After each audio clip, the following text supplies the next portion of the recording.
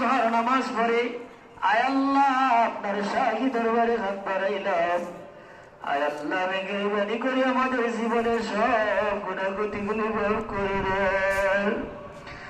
আয় আল্লাহ জীবনে আমরা কত গুনাহ করেছি, গুনার কোনো হিসাব নাই।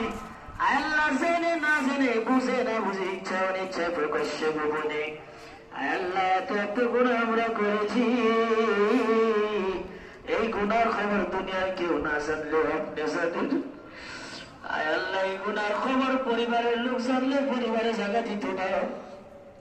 আয় আল্লাহ ছেলে মেয়েরা জানলে, আয় আল্লাহ কোনদিন ছেলে মেয়েরা বাবাকে বাবা বলে স্বীকার করত না। আয় আল্লাহ এত এত গুনাহ করেছি।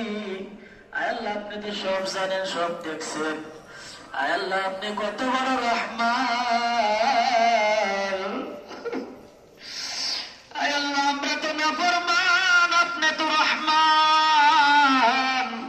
আয় আল্লাহ আমরা তো গুনাহগার, আপনি তো গফফার।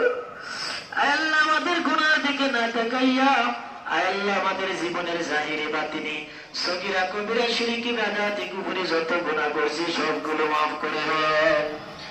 আয় রব্বুল আলামিন তওবা করতেছি, আর জীবনে কোনোদিন গুনাহ করব না। আয় আল্লাহ সকল গুনাহ থেকে আপনার কাছে মাফ চাই, ক্ষমা চাই। আয় আল্লাহ এখানে অনেক মুরব্বী হাত উঠেছে, মুরব্বীদের ছেলে আমাদের দোয়া মাফ করে দেন। আয় আল্লাহ যুবক ভাইদের ছেলে আমাদের গুনাহকে মাফ করে দেন। আয় আল্লাহ অনেক বাচ্চারা হাত উঠেছে, আল্লাহ তাদের ছেলে আমাদেরকে মাফ করে দেন।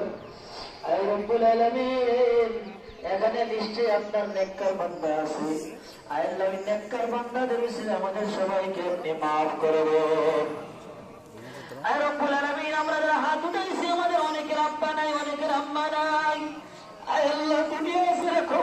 আয় আল্লাহ কত হতভাগারা হাত উঠাইছি, নিজের হাতে নিজের মাকে দাফন করেছি, নিজের হাত দিয়ে নিজের বাবাকে কবরে রাখছে।